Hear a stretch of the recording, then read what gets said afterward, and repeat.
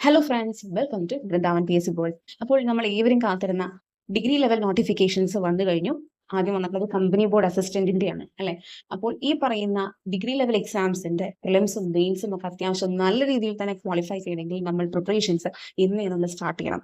Okay, so നമ്മൾക്ക് നമ്മളുടെ ആ ഒരു ബേസിക് നോളജിനെ നല്ലവണ്ണം നറിഷ് ചെയ്താൽ മാത്രമേ നമുക്ക് പ്രിലിംസ് ആണെങ്കിലും മെയിൻസ് ആണെങ്കിലും നമുക്ക് ക്വാളിഫൈ ചെയ്യാൻ പറ്റുള്ളൂ. നമുക്ക് പ്രിലിംസ് എന്ന് പറയുന്ന ഘട്ടം അറിയാലോ, ഒന്നോ രണ്ടോ ഒക്കെ ഘട്ടങ്ങളായിട്ടൊക്കെ നടക്കുന്നുണ്ടാവും. ഇതിൽ ഏതെങ്കിലും ഒരു സ്റ്റേജ് ഡിഫിക്കൽട്ടോ ടഫോ അതിൽ ഏതിലും നമ്മൾ വന്ന് വീഴും എന്നുള്ളതൊന്നും അറിയത്തില്ല അല്ലെ. അപ്പൊ നമ്മൾ വെൽ പ്രിപ്പയർഡ് ആയിട്ടിരിക്കുക എന്നുള്ളതാണ് ഏറ്റവും നല്ല കാര്യം. ഇപ്പൊ എനിക്കാണെങ്കിലും ഇപ്പോൾ ഈ കഴിഞ്ഞ സെക്രട്ടേറിയറ്റ് അസിസ്റ്റന്റ് ആണെങ്കിലും ബാക്കിയുള്ള ഡിഗ്രി ലെവൽ എക്സാംസ് ഒക്കെ പ്രിലിംസ് നല്ല രീതിയിൽ ക്വാളിഫൈ ചെയ്യാൻ പറ്റിയതും ബാക്കിയുള്ള അതിന്റെ മെയിൻസ് പരീക്ഷ മറ്റുള്ള കാര്യങ്ങളൊക്കെ ഞാൻ പറയാം. അതിനു മുമ്പ് നമുക്ക് ആ നോട്ടിഫിക്കേഷൻ ഒന്ന് നോക്കാം. കാറ്റഗറി നമ്പർ 382/2025 ആണ്. ഇത് നെയിം ഓഫ് ദ ഫേം. കുറേയധികം ഫേംസിലോട്ടാണ് ഇത് പറഞ്ഞിട്ടുള്ളത്. Kerala state financial enterprises, KCB, അതുപോലെ തന്നെ Keltron, Kerala water authority, Kerala state civil supplies corporation, pollution control board, forest development, അങ്ങനെ നിരവധി പറഞ്ഞിട്ടുണ്ട്. മലബാർ സിമെന്റ്സ് ലിമിറ്റഡ്, ഇങ്ങനെയുള്ള കുറേയധികം ഫേംസിലോട്ടാണ് ഇത് പറഞ്ഞിട്ടുള്ളത്. Name of post junior assistant, cashier assistant grade 2, clerk grade 1, time keeper grade 2, senior assistant, assistant, junior clerk etcetera എന്നുള്ള രീതിയിൽ കൊടുത്തിട്ടുണ്ട്. സ്കെയിൽ ഓഫ് പേ നിശ്ചയിക്കുന്നത് ഏത് കമ്പനി അല്ലെങ്കിൽ കോർപ്പറേഷൻ അല്ലെങ്കിൽ ഏത് ബോർഡാണോ കൺസേൺ ആയിട്ടുള്ളത് അതായിരിക്കും. ആന്റിസിപ്പേറ്റഡ് വേക്കൻസീസ് ആണ് പറഞ്ഞിരിക്കുന്നത്. പിന്നെ ഇതിൽ ഏജ് എന്ന് പറയുന്നത് 18 മുതൽ 36 വയസ്സ് വരെ. അപ്പോൾ ഇതിൽ സ്വാഭാവികമായിട്ട് സംശയം വരാം, ഇതാണ് 36 വയസ്സ് ആയിരിക്കുന്നവർ. അപ്പോൾ ഇവര് കൃത്യമായിട്ട് പറഞ്ഞിട്ടുണ്ട് 2/1/1989 1/1/2007 ജനിച്ചവർ, അതിന്റെ ഇടയിൽ ജനിച്ചവർക്ക് എന്ത് ചെയ്യാം, ഇത് അപ്ലൈ ചെയ്യാം. ഓക്കെ, 2/1/1989 1/1/2007 ഇടയിൽ ജനിച്ചവർക്ക് തീർച്ചയായിട്ടും എന്ത് ചെയ്യാം, ഇത് ബോത്ത് ഡേറ്റ്സ് ഇൻക്ലൂഡഡ് ആണ് കേട്ടോ. ഈ വർഷങ്ങൾ ഈ പറഞ്ഞ കറക്റ്റ് ഡേറ്റിന് ജനിച്ചവർക്കും എന്ത് ചെയ്യാം, അപ്ലൈ ചെയ്യാൻ സാധിക്കും. പിന്നെ ഇതിന് ക്വാളിഫിക്കേഷൻ എന്ന് പറയുന്നത് ഒരു ഡിഗ്രി ഉണ്ടാവുക എന്നുള്ളതാണ്. Whether it is BA, BSc, BCom, equivalent എന്നുള്ള കാര്യമാണ് പറഞ്ഞിട്ടുള്ളത്. അപ്പോൾ ഇത് അയക്കാനുള്ള, അതായത് നമ്മൾ അപ്ലൈ ചെയ്യാനുള്ള ലാസ്റ്റ് ഡേറ്റ് എന്ന് പറയുന്നത് 19/11/2025 വെനസ്ഡേ അപ് ടു 12 midnight ആണ്. ഓക്കെ, അപ്പോൾ എല്ലാവരും അത്യാവശ്യം എന്ത് ചെയ്യാം, നല്ല രീതിയിൽ തന്നെ ഇത് വേഗത്തിൽ അപ്ലൈ ചെയ്യാൻ ശ്രമിക്കുക. അതുപോലെ തന്നെ എന്ത് ചെയ്യുക, പഠിച്ചു തുടങ്ങാനും ശ്രമിക്കാം. ഓക്കെ, ഒരു കാറ്റഗറിയും കൂടെ ഇതിന്റെ കൂടെ വന്നിട്ടുണ്ട്. 383/2025 എന്നുള്ളതാണത്. അത് KSRTC, Kerala life stock development board, അങ്ങനെയുള്ള കുറച്ചതിലേക്ക്, അതുപോലെ തന്നെ Kerala state development corporation four SC and ST limited, Kerala state film development corporation, അങ്ങനെ കുറച്ച് അധികം വേറെ ഫേംസിലോട്ടുള്ളതാണത്. ഇതിൽ name of post junior assistant or assistant grade 2, LD clerk, field assistant or deport assistant etcetera എന്നുള്ളത് തന്നെയാണ്. സ്കെയിൽ ഓഫ് പേ നേരത്തെ കണ്ടതുപോലെ തന്നെ കോർപ്പറേഷൻ അല്ലെങ്കിൽ ബോർഡ് അല്ലെങ്കിൽ കമ്പനി കൺസേൺഡ് അവരായിരിക്കും നിശ്ചയിക്കുക. ആന്റിസിപ്പേറ്റഡ് വേക്കൻസീസ് ആണ് പറഞ്ഞിട്ടുള്ളത്. ഇവിടെയും ബർത്ത് ഡേറ്റിനൊന്നും വ്യത്യാസമില്ല, സെയിം കാര്യങ്ങൾക്ക് തന്നെയാണ് ഇവിടെയും പറഞ്ഞിട്ടുള്ളത്. പിന്നെ അപ്ലൈ ചെയ്യേണ്ട അവസാന തീയതിയും എന്താണ്, 19/11/2025 ലാസ്റ്റ് ഡേറ്റ് അപ്ലൈ ചെയ്യാനുള്ളത്. അപ്പോൾ ഇങ്ങനെ രണ്ട് സംഭവങ്ങളാണ് നമ്മുടെ കൺമുന്നിലുള്ളത് അല്ലെ. ഇതിനു വേണ്ടി ഇപ്പോഴും പ്രിപ്പറേഷൻ നല്ല രീതിയിൽ സ്റ്റാർട്ട് ചെയ്താൽ നിങ്ങൾക്കും തീർച്ചയായിട്ടും പ്രിലിംസും മെയിൻസും ഒക്കെ ക്വാളിഫൈ ചെയ്ത് ആ ഒരു നല്ലൊരു പോസ്റ്റിലോട്ട് എത്താൻ സാധിക്കും. അതിന് നമ്മൾ എന്ത് ചെയ്യണം, ഇപ്പോൾ നമ്മുടെ കയ്യിലുള്ള അല്ലെങ്കിൽ നമുക്കറിയാവുന്ന ഒരു ബേസിക് നോളജിനെ നല്ലവണ്ണം നറിഷ് ചെയ്തിട്ട് വേണം നമ്മൾ എന്ത് ചെയ്യാൻ, ഈ പറയുന്ന എക്സാംസിന് വേണ്ടി പ്രിപ്പയർ ആയിട്ടിരിക്കാൻ. ഓക്കെ, അപ്പോൾ ഞാൻ ഓൾറെഡി 10th ലെവൽ എക്സാംസ് ഉണ്ടല്ലോ നമ്മൾ പ്രതീക്ഷിക്കുന്ന LGS, LDC, VFA, അതിന് വേണ്ടിയിട്ട് ഒരു ടെസ്റ്റ് സീരീസ്, അതുപോലെ തന്നെ SCRT ക്ലാസ്സസ് ഒക്കെ സ്റ്റാർട്ട് ചെയ്തിട്ടുണ്ട്. അതിൽ കുറെ പേര് ജോയിൻ ചെയ്തിട്ടുണ്ട്. അത് നമ്മൾ കണ്ടിന്യൂ ചെയ്തുകൊണ്ടിരിക്കുന്നു അതിന്റെ കാര്യങ്ങളുമായിട്ട്. ഇനി ഈ ഡിഗ്രി ലെവൽ എക്സാംസിന് വേണ്ടിയിട്ട് ടെസ്റ്റ് സീരീസ് അത് തുടങ്ങുന്നതിനെ കുറിച്ച് ആലോചിക്കുന്നു. നിങ്ങളുടെ അഭിപ്രായം പറയുക, കമന്റ് ചെയ്യാം. അതിനുശേഷം അതിനെക്കുറിച്ചുള്ള ഡീറ്റെയിൽസ് പറയാം. ഓക്കെ, അപ്പോൾ ഈ ഡിഗ്രി ലെവൽ എക്സാംസിലൊക്കെ എനിക്ക് വളരെയധികം ഹെൽപ്ഫുൾ ആയിട്ടുള്ള ഒരു കാര്യം എന്ന് പറയുന്നത് എന്താണ്, പ്രിലിംസ് ക്വാളിഫൈ ചെയ്യാനും ഒക്കെ എന്നെ ഹെൽപ്ഫുൾ ആയിട്ട് തോന്നിയിട്ടുള്ളത് ധാരാളം കാര്യങ്ങളെ നമ്മൾ എന്ത് ചെയ്യണം, പഠിച്ചെടുക്കാൻ ശ്രമിക്കുക എന്നുള്ളത്. കുറച്ചും കൂടെ ഇൻഡെപ്തിൽ നമ്മൾ കാര്യങ്ങൾ പഠിച്ചെടുക്കാൻ ശ്രമിക്കണം. അറ്റ് ദ സെയിം ടൈം നമ്മൾ കുറേയധികം ക്വസ്റ്റ്യൻസ് എന്ത് ചെയ്യണം, പ്രാക്ടീസ് ചെയ്യണം. Okay, whether it is PYQ or mock test എന്തോ ആയിക്കോട്ടെ.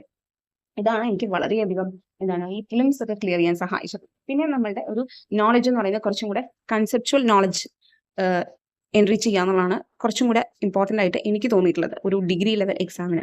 ഓക്കെ, അപ്പോൾ അത് തീർച്ചയായിട്ടും നമുക്ക് പ്രിലിംസ് എന്ന് പറയുന്നത് നമുക്ക് ഹൈ സ്കോറിങ്ങിലോട്ട് എത്തുക എന്നുള്ളതല്ല, നമുക്ക് ജസ്റ്റ് പാസ് ആവുക, കടക്കുക എന്നുള്ളതാണ് ഏറ്റവും ഇമ്പോർട്ടൻ്റ് ആയിട്ടുള്ള കാര്യം. ഓക്കെ, അപ്പോൾ അതിനു വേണ്ടിയിട്ട് നമ്മൾക്ക് അതിൻ്റെതായ രീതിയിലാണ് പഠനം കൊണ്ടുപോകേണ്ടത്. മെയിൻസ് ആസ്പെക്റ്റിലോട്ട് വരുമ്പോൾ എവറി നുക്ക് ആൻഡ് കോർണർ നമ്മൾ പഠിച്ചെടുക്കേണ്ടി വരും. ഓക്കെ, അപ്പോൾ ആ ഒരു രീതിയിലായിരിക്കണം നമ്മുടെ സ്റ്റഡീസിനെ അറേഞ്ച് ചെയ്യേണ്ടത്.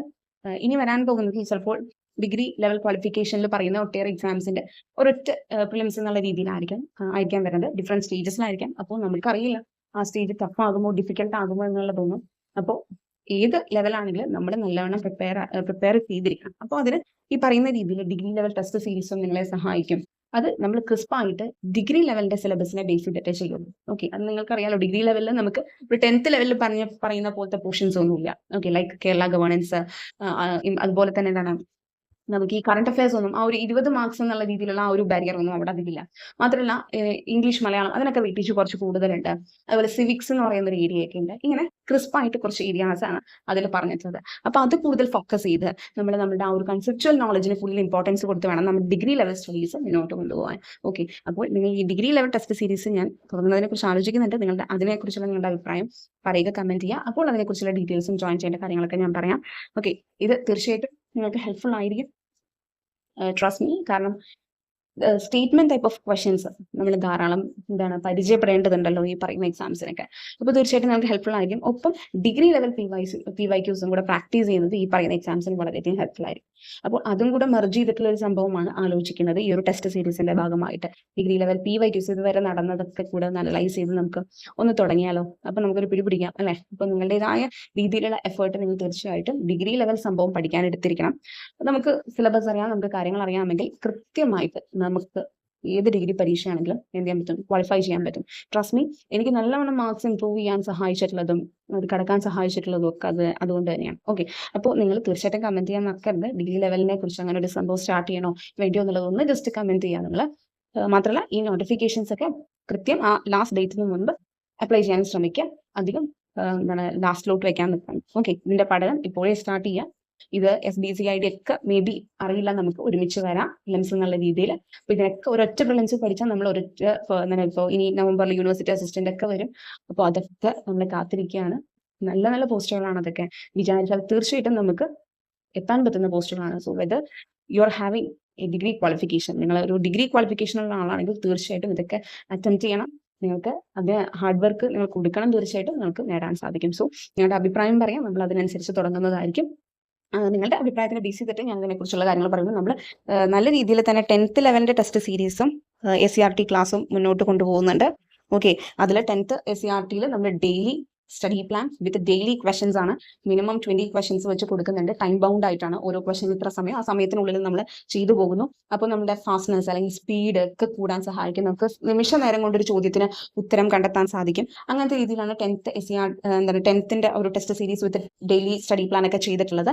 അതിന്റെ കൂടെ നമ്മൾ ആ സ്റ്റഡി പ്ലാനിൽ SCRT പാഠഭാഗങ്ങൾ പറയുന്നുണ്ട്. ഓക്കെ, അപ്പോൾ ഡിഗ്രി ലെവലിലോട്ട് വരുമ്പോൾ അതിൻ്റെതായ രീതിയിലുള്ള വ്യത്യസ്തതകളൊക്കെ ഉണ്ടായിരിക്കും. തീർച്ചയായിട്ടും നമുക്കറിയാലോ ഡിഗ്രിയുടെ ഒരു ടഫ്നെസ് എന്ന് പറയുന്നത് എത്രത്തോളം. സോ എത്ര നമ്മൾ പഠിച്ചാലും നമ്മൾ പ്രാക്ടീസ് ചെയ്യണം, ക്വസ്റ്റ്യൻസ് മാക്സിമം കാണണം.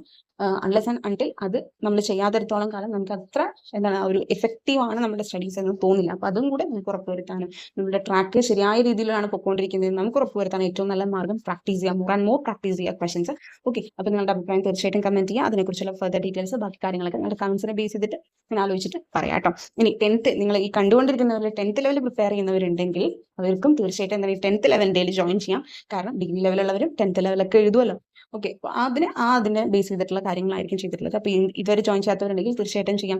SCRT ക്ലാസ്സസും നമ്മൾ 5 തൊട്ട് 10 വരെയുള്ള പാർട്ട് 1 പാർട്ട് 2 ടെക്സ്റ്റുകൾ, സോഷ്യൽ സയൻസ്, ബേസിക് സയൻസ്, പിന്നെ കെമിസ്ട്രി, ഫിസിക്സ്, ബയോളജി ഒക്കെ എടുക്കുന്നുണ്ട് with additional facts. Okay, additional ഫാക്ട്സോട് കൂടിയ കാര്യങ്ങളാണ് നമ്മൾ SCRT പാഠഭാഗം വെച്ചിട്ട് കാണിച്ചിട്ട് തന്നെയാണ് നമ്മൾ പഠിപ്പിക്കുന്നത്. അതിന്റെ കൂടിയാണ് എക്സ്ട്രാ ഫാക്ട്സ് പറഞ്ഞിരുന്നത്. സോ നിങ്ങളുടെ പഠനം എത്രയും പെട്ടെന്ന് തുടങ്ങുക. നമ്മുടെ ലക്ഷ്യം എന്താണ്, ഇനി അടുത്ത ഒരു ഡിഗ്രി ലെവൽ അല്ലെങ്കിൽ അടുത്ത നമ്മൾ എന്താണ് ടാർഗറ്റ് ചെയ്യുന്നത് അത് നേടിയെടുക്കുക എന്നുള്ളതാണ്. അതിന് ഏറ്റവും top rank and top marks, then ഒരു ടോപ്പ് നമ്മളുടെ ഡ്രീം ജോബ് എന്നുള്ളത്. ഓക്കെ, അപ്പോൾ നമുക്ക് നെക്സ്റ്റ് വീഡിയോയിൽ കാണാം. Thank you for watching.